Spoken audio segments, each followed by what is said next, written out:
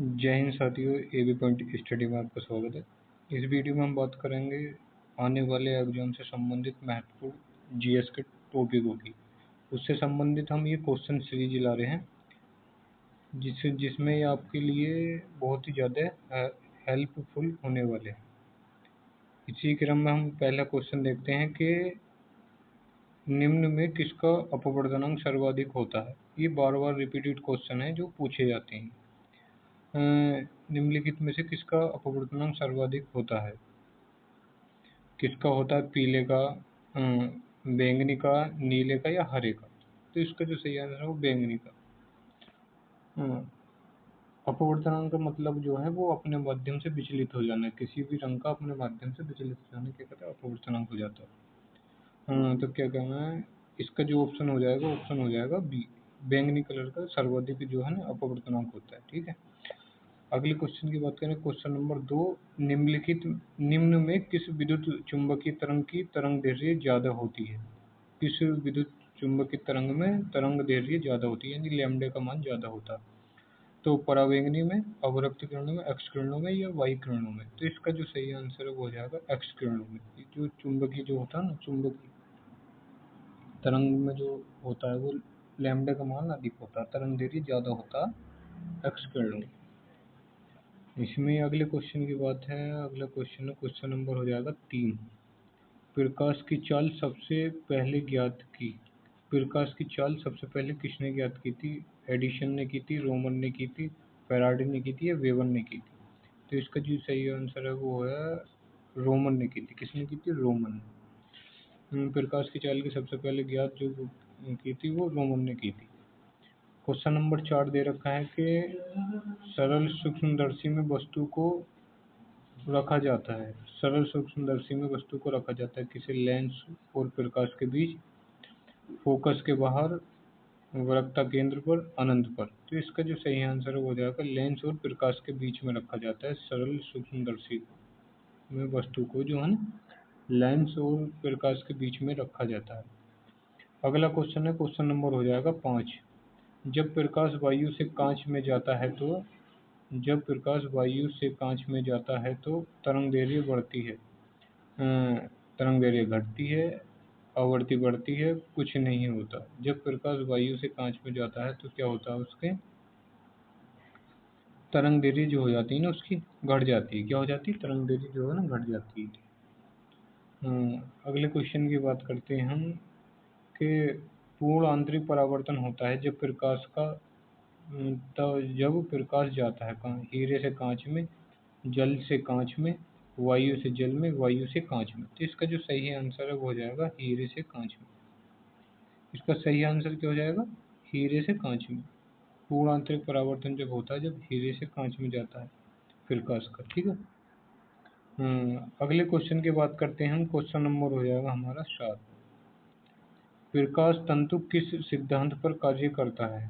प्रकाश तंतु किस सिद्धांत पर कार्य करता है, पूर्ण आंतरिक परावर्तन पर, अपवर्तन, प्रकीर्णन पर या व्यतिकरण पर। जो प्रकाश तंतु है वो करता है पूर्ण आंतरिक परावर्तन पर सिद्धांत पर काम करता है। पूर्ण आंतरिक परावर्तन के सिद्धांत पर काम करता है प्रकाश तंतु। ठीक है।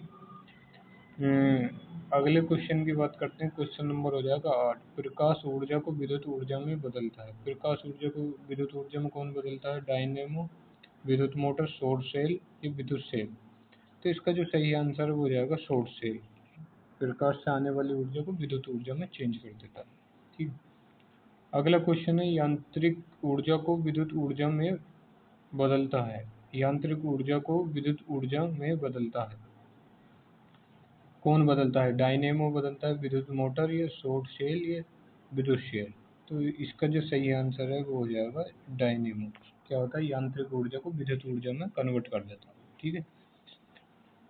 अगला क्वेश्चन है, क्वेश्चन नंबर 10। सूर्य के केंद्र का ताप कितना होता है। सूर्य के केंद्र के ताप की बात करें तो कितना होता है, 1.5 गुणा 10⁻7 केल्विन, 2.5 गुणा 10⁻7 केल्विन, 1.4 गुणा 10⁻6 केल्विन, 1.4 गुणा 10⁻7 केल्विन। तो इसका जो सही आंसर है वो हो जाएगा 1.5 गुणा 10⁻7 ठीक है।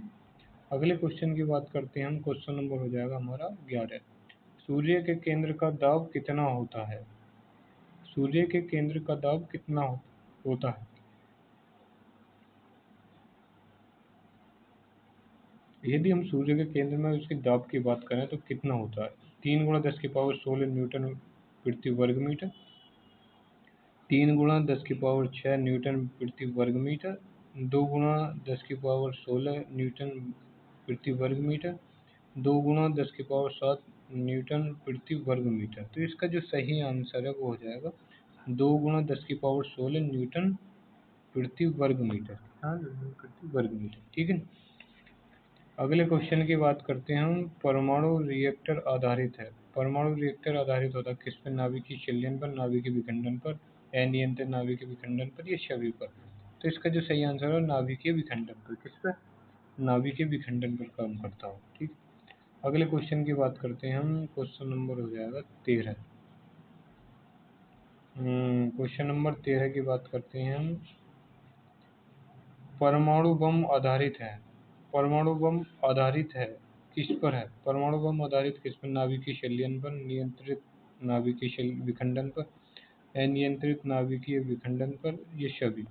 तो इसका जो सही आंसर है वो हो जाएगा नियंत्रित नाभिकीय विखंडन पर। नियंत्रित का मतलब है एक सीमा के बाद वो विखंडन होना उसका रुक जाएगा। यानी अगर विखंडन होता रहा तो क्या होगा? अपार ऊर्जा निकलती रहेगी, वो क्या कहते हैं, हीट निकलती रहेगी। तो परमाणु बम इस पर आधारित होता है, नियंत्रित नाभिकीय विखंडन पर। ठीक है। अगले क्वेश्चन की बात करते हैं। क्वेश्चन नंबर हो जाएगा 14। हाइड्रोजन बम आधारित है। हाइड्रोजन बम आधारित है किस पर आधारित? नाभिकीय विखंडन पर, नाभिकीय संलयन पर, दोनों पर, या कोई नहीं। तो इसका जो सही आंसर है वो हो जाएगा नाभिकीय संलयन पर। किस पर जाएगा? नाभिकीय संलयन पर। हाइड्रोजन बम आधारित है किस पर आधारित है? नाभिकीय संलयन पर आधारित है। ठीक है। किस पर आधारित है? नाभिकीय संलयन पर आधारित है। ठीक है। अगले क्वेश्चन की बात करते हैं। क्वेश्चन नंबर हो जाएगा 15। सिलिकॉन तथा जर्मेनियम अर्धचालक होते हैं किसके? एक संयोजी के, त्रिसंयोजी के, 5 संयोजी के, चतुर्थ संयोजी के। तो इसका जो सही आंसर हो जाएगा चतुर्थ संयोजी के होते हैं सिलिकॉन और जर्मेनियम अर्धचालक होते हैं ये। अगले क्वेश्चन की बात करते हैं। पोजिट्रॉन का खोज किसने किया? पोजिट्रॉन का खोज किसने किया? जे थॉमसन ने, जेम्स चैडविक ने, एडरसन ने या रदरफोर्ड ने? तो इसका जो सही आंसर वो हो जाएगा एडरसन ने। पोजिट्रॉन का खोज किसने किया?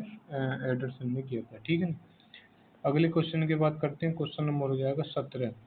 एक कूलाम आवेश बराबर होता है। एक कूलाम आवेश कितने के बराबर होता है? कितने इलेक्ट्रॉन के बराबर होता है? इसमें ये पूछा गया है। तो दे रखा 6×10⁻18 kilo electron, 6.25×10⁻23 electron, 6.25×10⁻−18 electron, 6.25×10⁻−23 electron. तो इसका जो सही आंसर है वो हो जाएगा ऑप्शन ए, 6.25×10⁻18 इलेक्ट्रॉन। एक कूलाम आवेश बराबर होता है इतने इलेक्ट्रॉनों के बराबर होता है। एक कूलाम आवेश जो होता है ना 6.25×10⁻18 इलेक्ट्रॉन के बराबर होता है। ठीक है।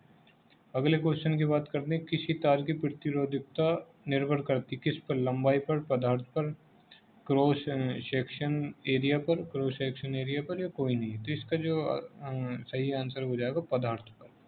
इसका सही आंसर हो जाएगा वो हो जाएगा पदार्थ पर निर्भर करती है उसकी प्रतिरोधकता। अगले क्वेश्चन की बात करते हैं। क्वेश्चन नंबर हो जाएगा 19। 1 वाट घंटा बराबर होता है। 1 वाट घंटा बराबर होता है कितने के बराबर होता है?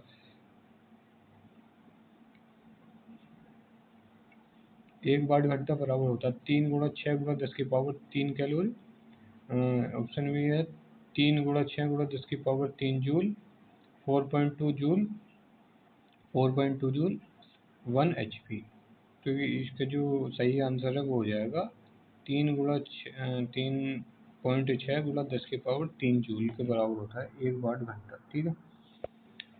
अगले क्वेश्चन है। क्वेश्चन नंबर हो जाएगा 20। मेक संख्या का उपयोग किसकी चालक निर्धारण के लिए किया जाता है? मेघ संख्या का उपयोग किसकी चाल निर्धारण के लिए किया जाता है? प्रकाश की, ध्वनि की, विमान की, या कोई नहीं? तो इसका जो सही आंसर हो जाएगा विमान की।